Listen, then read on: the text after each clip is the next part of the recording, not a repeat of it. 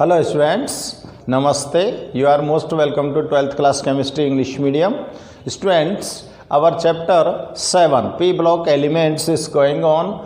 Today's in this chapter our topic is phosphorus halide. Students, phosphorus two types के halides form करता है px3 and px5. phosphorus halogen atoms के साथ attach होकर halides का formation करता है। तो आज हम चेक करते हैं फॉस्फोरस के जो हैलाइड्स हैं वो टू टाइप्स के होते हैं और वो किस प्रकार से फॉर्म होते हैं। तो देखो students, phosphorus form two types of halide px3 and px5। यहाँ पर जो x होता है students, x equal to halogen atom. Halogen atom कोई हो सकता है, Cl, Bri, F कुछ भी हो सकता है, ठीक है ना। तो ये टू टाइप्स के हेलोजन हैलाइड्स यहाँ पर फॉर्म होते हैं। तो स्टूडेंट्स आप एक चीज़ मेरी ध्यान से सुनो कि नाइट्रोजन जो अपने हैलाइड फॉर्म करता है वो ओनली NCl3 फॉर्म कर सकता है, नाइट्रोजन NCl5 फॉर्म नहीं करता है ना। जबकि फॉस्फोरस जो है वो PCl3 और PCl5 दोनों को फॉर्म कर सकता है। उसका एक रीजन होता है और उसका रीजन आप लोग क्या ध्यान में रखेंगे कि फॉस्फोरस के पास क्या प्रेजेंट होते हैं, back and D orbital. Phosphorus के पास किसकी अवेलेबिलिटी होती है, बैक एंड डी ऑर्बिटल की अवेलेबिलिटी होती है, इसलिए ये PCl5 फॉर्म कर लेता है। और nitrogen does not have back and D orbital. Nitrogen के पास बैक एंड डी ऑर्बिटल नहीं होते हैं, इसलिए वो NCl5 फॉर्म नहीं कर सकता है। तो ये कई बार क्वेश्चन पूछा जाता है कि what is the reason that nitrogen is not form NCl5 but phosphorus form PCl5।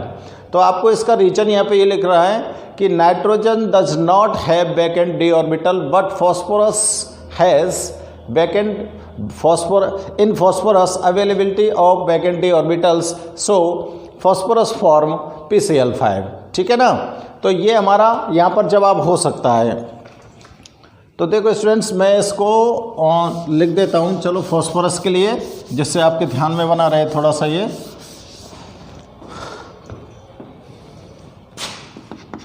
Phosphorus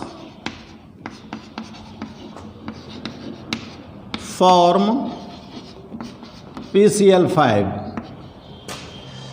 phosphorus क्या बना लेता है, PCl5 बना लेता है। और इसका रीजन क्या है, ड्यू टू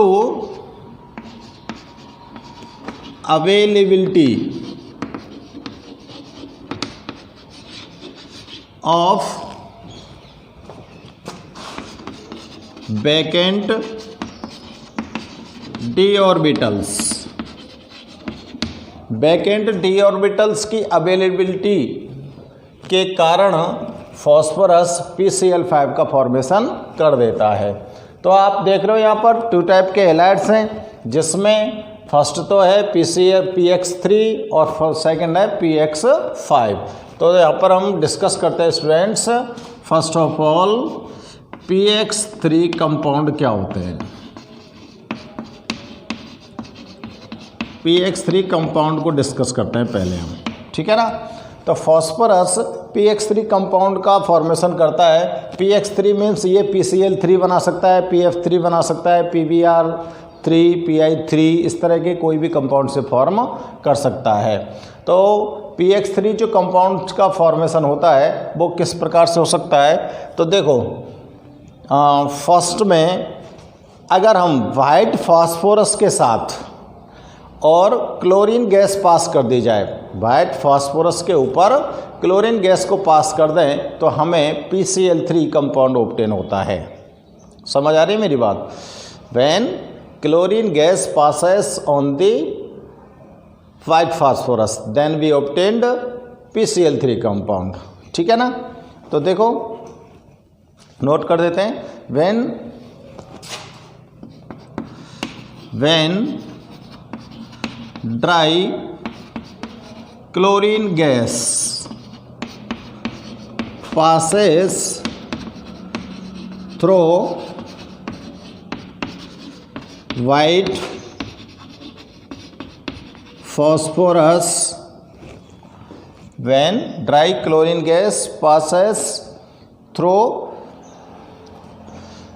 लिखें कि ओवर लिखें? चलो लिखें ओवर, लिखें ओवर हीटेड और लिख दे, इसको थोड़ा सा हीट करना पड़ेगा ना। passes over heated white phosphorus, then obtained PCl3।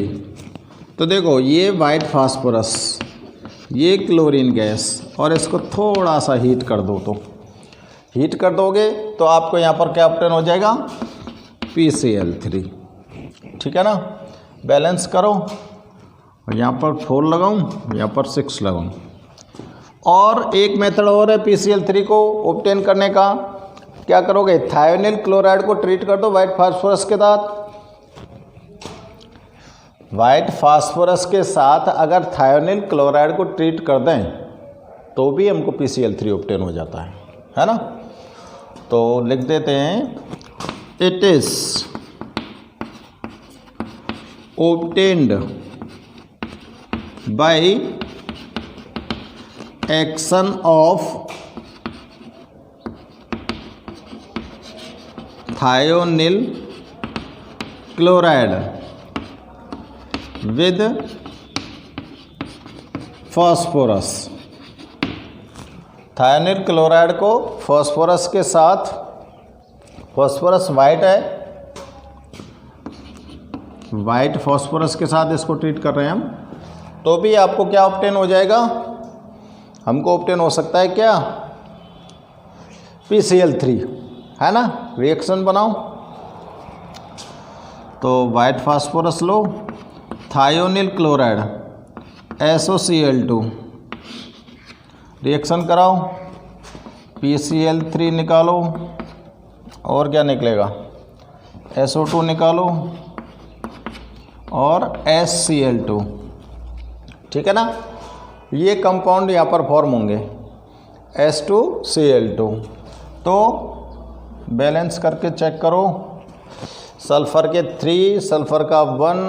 तो इसको बैलेंस करने के लिए अगर फॉस्फोरस के यहाँ पर 4 लगाना पड़ेगा, तो 12 कितने हो गए? 12 और 2 14 क्लोरीन, कितने हो गए?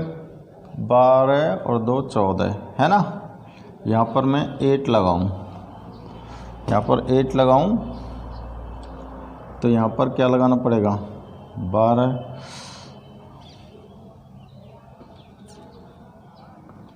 2 हैं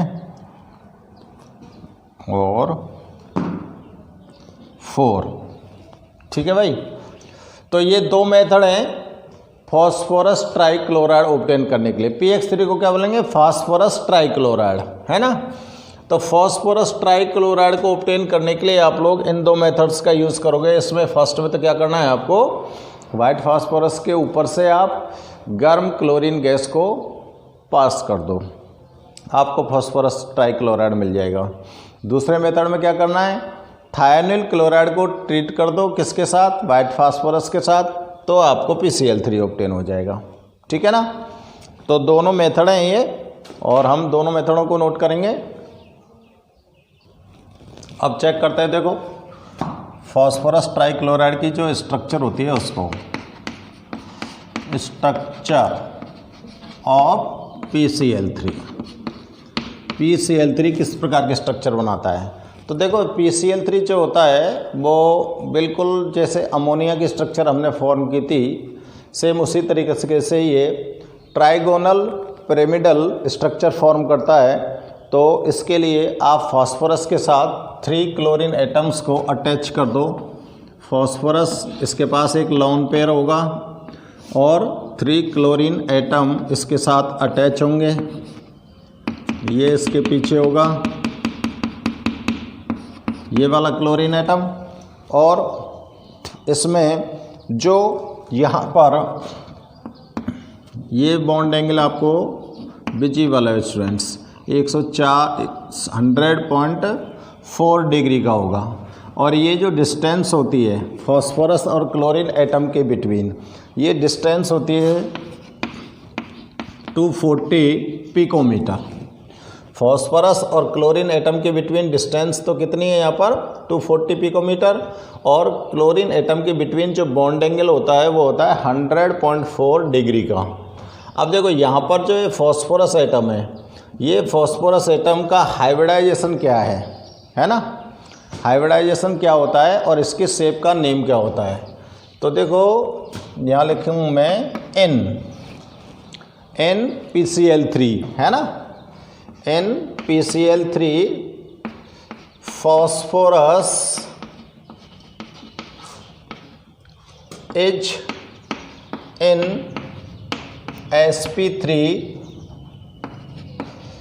हाइब्रिडाइज्ड लिख दो।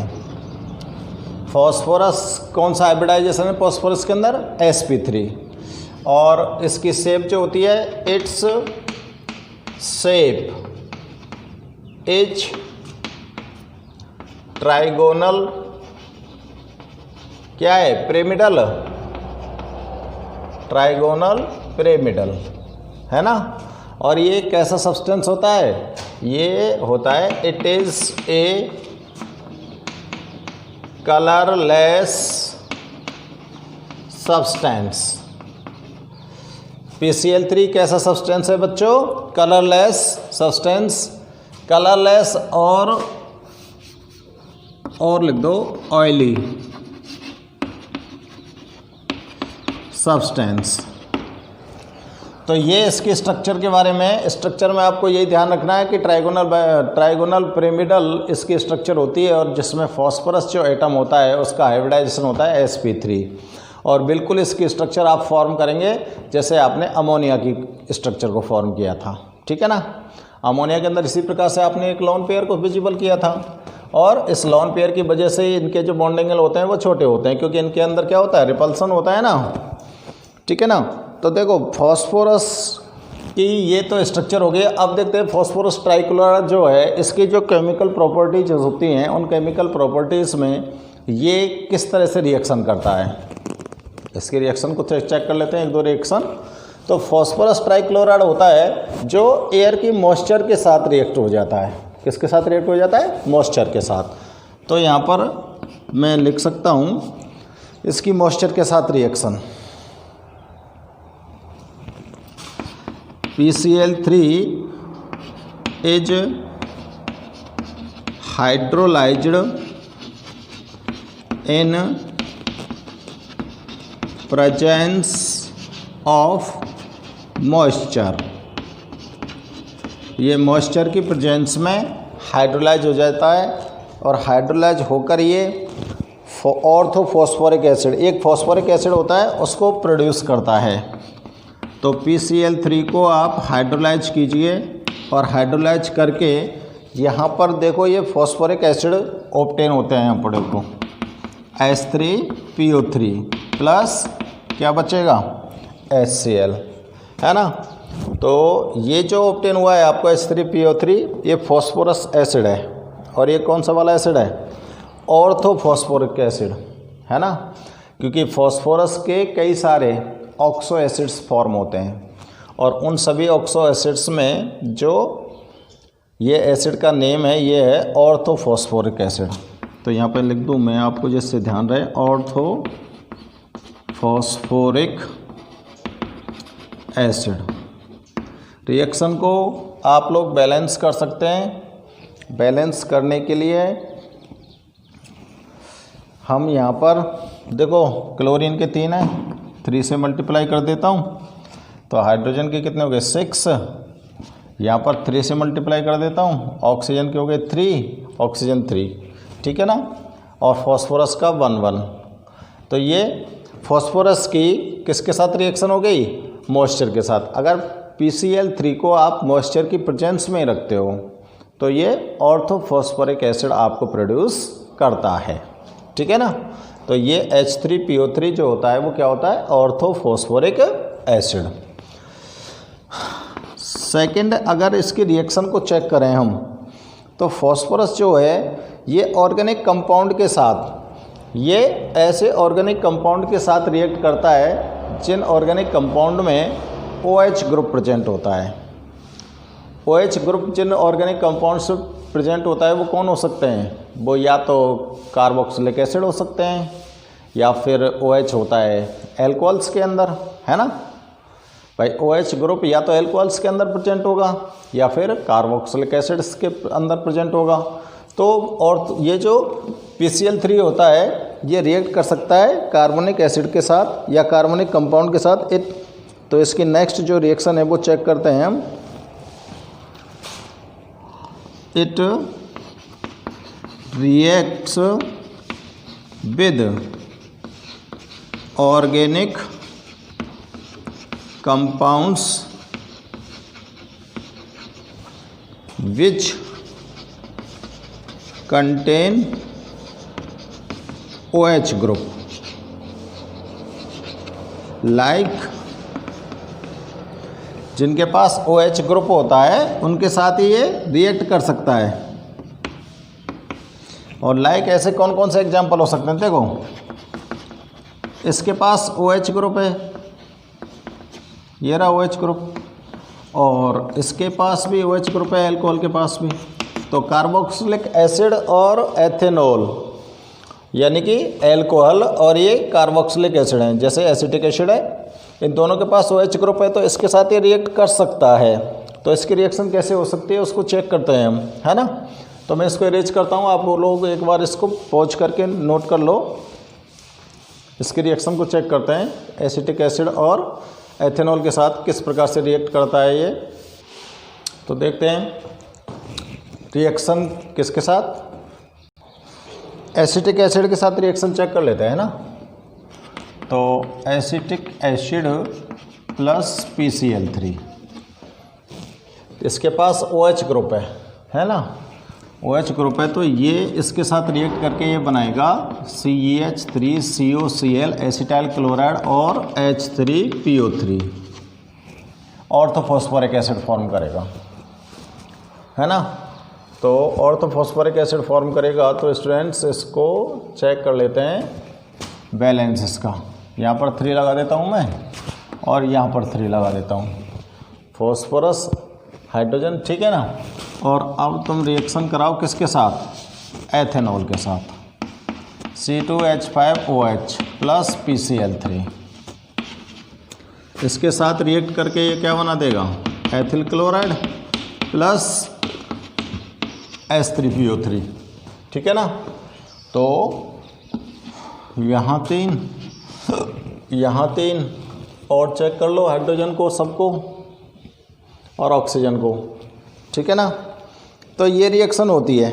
इन दोनों रिएक्शंस के अंदर ये जो आपको ऑब्टेन हो रहा है ये कंपाउंड, इसको क्या बोलेंगे आप, ये ऑर्थोफॉस्फोरिक एसिड है, ऑर्थोफॉस्फोरिक एसिड है, ठीक है ना। तो PCl3 जो होता है वो ऐसे ऑर्गेनिक कंपाउंड जिनमें OH ग्रुप प्रेजेंट होता है उनके साथ रिएक्ट करता है और उनके साथ रिएक्ट कर ये आपको क्या प्रोड्यूस करेगा, फॉस्फोरिक एसिड, ठीक है ना। क्या प्रोड्यूस करता है, फॉस्फोरिक एसिड। तो बच्चों देखो ये तो आपने देखा था क्या, PX3 कंपाउंड फॉस्फोरल हैलाइड का, PCl3 देखा था। और अब हम चेक करते हैं इसका नेक्स्ट कंपाउंड, वो है क्या, PX5 कंपाउंड। PX5 क्या हो सकता है, PCl5 जिसको मैं बोल रहा था। PCl5 किस प्रकार से आप फॉर्म कर सकते हो, और इसको ऑब्टेन करने के लिए हम क्या करते हैं स्टूडेंट्स कि वाइट फास्फोरस को ड्राई क्लोरीन की एक्सेस अमाउंट में अगर हम ट्रीट करें, अगर वाइट फास्फोरस को क्लोरीन के एक्सेस अमाउंट में, ड्राई क्लोरीन की, और PCl3 के लिए तो आपने नॉर्मल वैल्यू ली थी किसकी, क्लोरीन की। तो यहाँ पर लिखेंगे किसके लिए, pX5 के लिए, it is prepared by reaction of white phosphorus with excess dry chlorine gas. Dry chlorine gas को एक्सेस अमाउंट में लो तो P4 + Cl2 है ना, और सीधे आप निकालो क्या, PCl5। तो आप यहाँ पर 4 से मल्टीप्लाई करेंगे तो यहाँ पर 10 से मल्टीप्लाई करना पड़ेगा। तो इसको क्या बोलोगे आप, फॉस्फोरस पेंटा क्लोराइड, ठीक है ना। फॉस्फोरस पेंटा क्लोराइड आपने यहाँ पर ऑब्टेन कर लिया। और भी मेथड है इसके।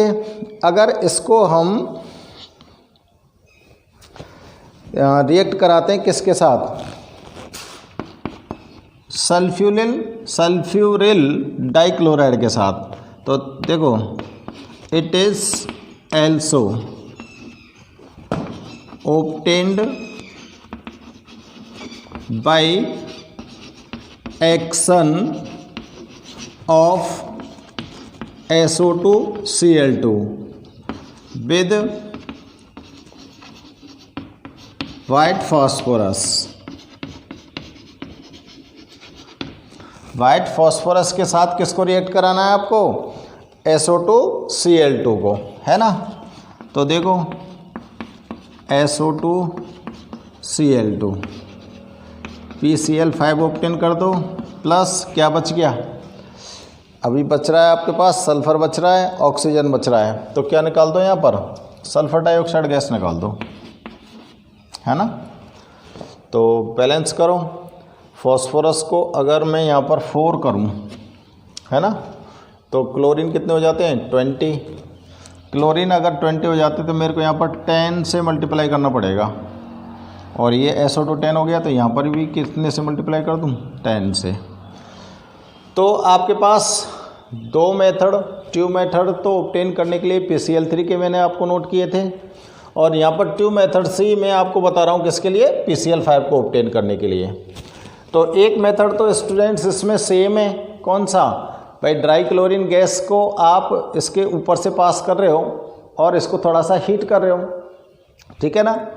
अगर आप लिमिटेड अमाउंट में क्लोरीन गैस को पास करते हो तो PCl3 आपको ऑब्टेन होता है, और अगर एक्सेस अमाउंट में क्लोरीन गैस को पास करते हो तो PCl5 ऑब्टेन हो जाता है। और PCl3 को ऑब्टेन करने के लिए आपने थायोनिल क्लोराइड को यूज़ किया था, और यहाँ पर आप यूज़ कर रहे हो SO2 और Cl2 को, ठीक है ना, सल्फ्यूरिल डाइक्लोराइड को यूज़ कर रहे हो। तो स्टूडेंट्स दोनों मेथड ये फॉस्फोरस पेंटाक्लोराइड को ऑब्टेन करने के लिए आपके लिए नोट किए हैं, ठीक है ना। तो इन दोनों मेथड्स को आप यहाँ पर नोट कर सकते हैं। और नेक्स्ट हम देखते हैं इसकी फॉस्फोरस पेंटाक्लोराइड की जो स्ट्रक्चर होती है वो किस प्रकार की होती है, स्ट्रक्चर्स को चेक करते हैं ना। देखो स्ट्रक्चर देखते हैं, हम चेक करते हैं PCl5 की स्ट्रक्चर ऑफ PCl5। PCl5 की स्ट्रक्चर बनती है स्टूडेंट्स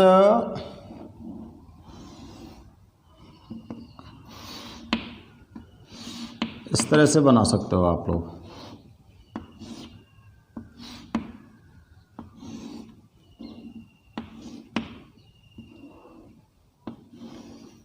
यहाँ पर फॉस्फोरस का एटम होगा और इसके साथ आपको 5 क्लोरीन एटम को अटैच करना है।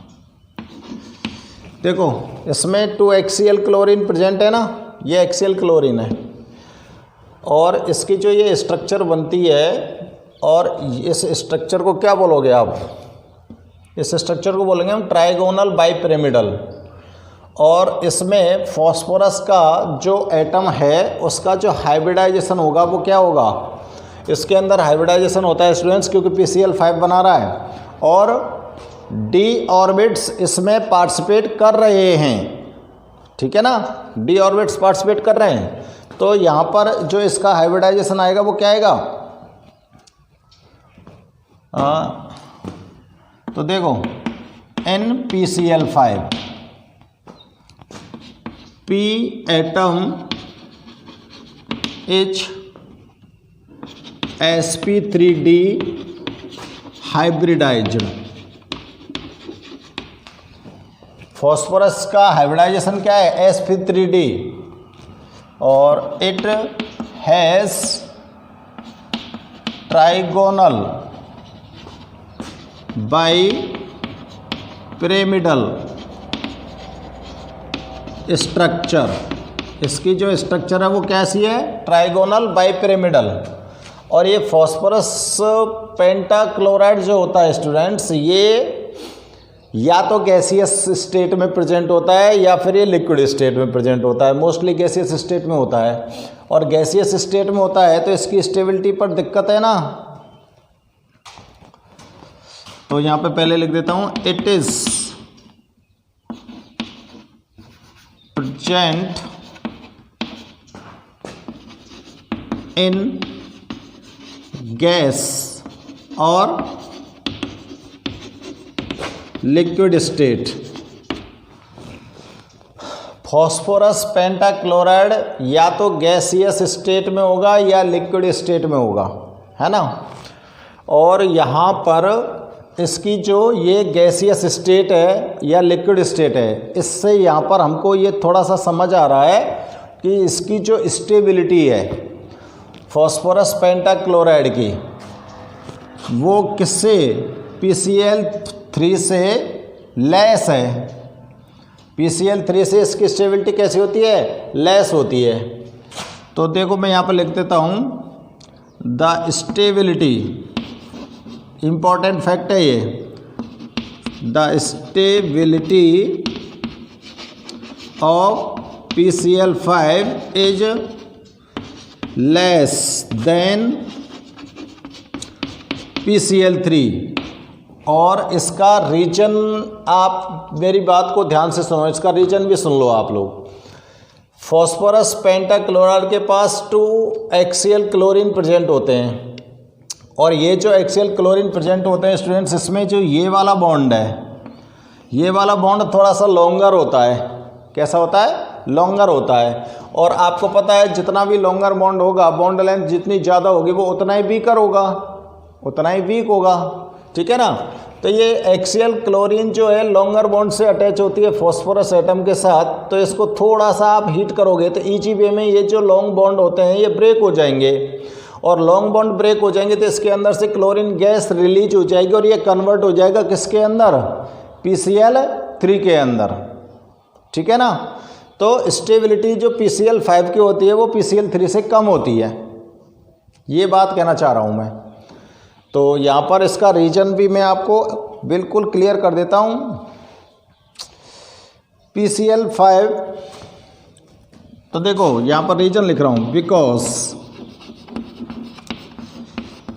PCl5 has 2 axial bond. ये देखो, ये जो दिख रहे हैं आपको, ये दोनों के दोनों एक्सियल बॉन्ड है ना।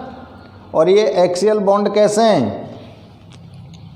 लंबे हैं, which are longer and weaker. Weaker का मतलब कमज़ोर। ये लॉन्ग भी हैं और कमज़ोर भी हैं। अब लॉन्ग और कमज़ोर हैं तो अब क्या होगा, इन दोनों के कारण, due to it, when PCl5 heated, जब आप PCl5 को थोड़ा सा हीट करोगे तो ये किस में कन्वर्ट हो जाएगा, heated it converted into PCl3 easy way, in easy way, in word हो लगाओ, इन easy way, आसानी से ये PCl5 कन्वर्ट हो जाएगा किसके अंदर, PCl3 के अंदर।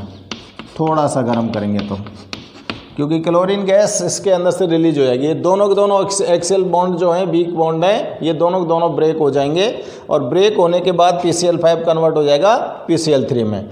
तो कह सकते हैं स्टूडेंट्स हम क्या, PCl3 is more stable then PCl5, है ना। PCl3 is more greater than stability than किसके, PCl5 के बजाय PCl3 ज़्यादा स्टेबल होता है। तो उसका रीजन आपको समझ आ गया भाई, PCl3 क्यों स्टेबल है और PCl5 क्यों स्टेबल नहीं है। उसका रीजन यही होता है कि इसके अंदर जो दो क्लोरीन एटम होते हैं ये एक्सियल बॉन्ड से जुड़े होते हैं, और एक्सियल बॉन्ड जो होते हैं ये लंबे होते हैं, लंबे होने के कारण वीक होते हैं, और वीक होते हैं तो जैसे इसको थोड़ा सा हीट करोगे आप तो आसानी से बॉन्ड ब्रेक हो जाएंगे। ब्रेक हो जाएंगे तो इसमें से क्लोरीन गैस निकल जाएगी, और कितने बचेंगे यहाँ पर, 3 ही तो क्लोरीन बचेंगे, है ना। तो ये आसानी से किस में कन्वर्ट हो जाएगा, ईजी वे में, PCl3 के अंदर कन्वर्ट हो जाएगा। इसलिए stability of PCl5 is less than PCl3, कह सकते हैं ना हम। ओके, तो इसको नोट करो आप फटाफट से। अब देखो इसकी अगर हम प्रॉपर्टीज़ को चेक करें तो फॉस्फोरस पेंटाक्लोराइड को अगर आप हाइड्रोलाइज करते हो तो फाइनली ये आपको प्रोड्यूस करता है फॉस्फोरिक एसिड। और फॉस्फोरिक एसिड किस प्रकार से प्रोड्यूस करता है ये हम चेक करते हैं। तो इसमें एक मतलब बीच में एक मीडिएटर और फॉर्म होता है जिसका नाम है POCl3। तो देखो, when PCl5 hydrolyzed, then form POCl3 and finally POCl3 and finally gets converted into phosphoric acid, और फाइनली क्या फॉर्म कर देता है, फॉस्फोरिक एसिड करता है। तो देखो PCl5 को हाइड्रोलाइज करो, हाइड्रोलाइज करके आप यहाँ पर POCl3 ऑब्टेन करते हो, और बचा क्या, HCl बचा, है ना। तो लिख दो HCl प्लस ट्वाइस HCl, ठीक है। और ये जो POCl3 होता है ये अगेन रिएक्ट करता है किसके साथ, वाटर मॉलिक्यूल के साथ, और आपको यहाँ पर प्रोड्यूस करता है phosphoric acid H3PO3 plus HCl, है ना। ठीक है भाई। तो यहाँ पर इसको बैलेंस करो 4, तो क्लोरीन 3 क्लोरीन और यहाँ पर 3, ठीक है भाई।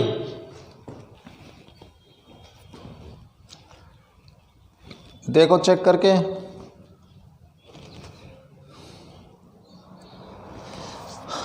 आप लोग और इसकी रिएक्ट देखो, PCl3 को आपने रिएक्ट कराया था किसके साथ, ऐसे ऑर्गेनिक कंपाउंड के साथ जिनके पास OH ग्रुप होता है। तो इसी तरह से PCl5 को भी उन्हीं कंपाउंड्स के साथ आप इसको रिएक्ट कराओ, और रिएक्ट कराएंगे तो ये क्लोरो डेरिवेटिव्स प्रोड्यूस करता है, ठीक है ना। क्या बोलेंगे उनको, क्लोरो डेरिवेटिव्स, ठीक है ना। तो it reacts with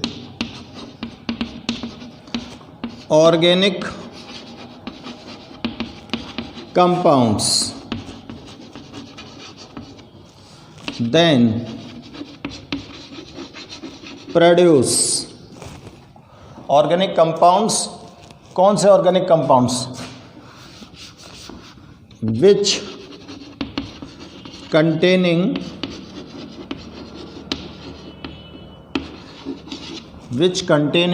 OH group and gives chloro derivatives, और ये क्या देगा, क्लोरो डेरिवेटिव्स देगा। तो OH ग्रुप कंटेन करने वाले जो कंपाउंड्स हैं वो आपके पास ये हैं, और इनके साथ जब ये रिएक्ट करता है तो क्या फॉर्म करेगा, CH3COCl प्लस क्या बचेगा, फॉस्फोरस बच रहा है, तो क्या बना देगा ये POCl3 प्लस HCl। तो ये क्लोरो डेरिवेटिव्स हैं, है ना, क्लोरो डेरिवेटिव्स का फॉर्मेशन किया है इसने। अब इसी प्रकार से आप लोग किसके साथ रिएक्ट करा दूँ, एथेनॉल के साथ रिएक्ट करा दूँ, और एथेनॉल के साथ रिएक्ट करके भी क्या प्रोड्यूस करेगा, ये क्लोरो डेरिवेटिव्स प्रोड्यूस करेगा। और कौन कौन से क्लोरो डेरिवेटिव्स बनेंगे, C2H5Cl POCl3 प्लस HCl, ठीक है ना। तो ये क्लोरो डेरिवेटिव्स ये प्रोड्यूस करता है।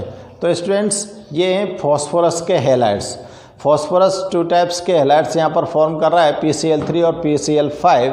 और PCl3 PCl5 जो कंपाउंड्स हैं उनको हमने यहाँ पर स्टडी किया है, उनके मेथड्स टू प्रिपरेशन को भी हमने देखा है, उनकी कुछ केमिकल रिएक्शंस भी हमने चेक किए हैं, और स्ट्रक्चर्स को भी हमने यहाँ पर फॉर्म किया है। Okay students, good bye.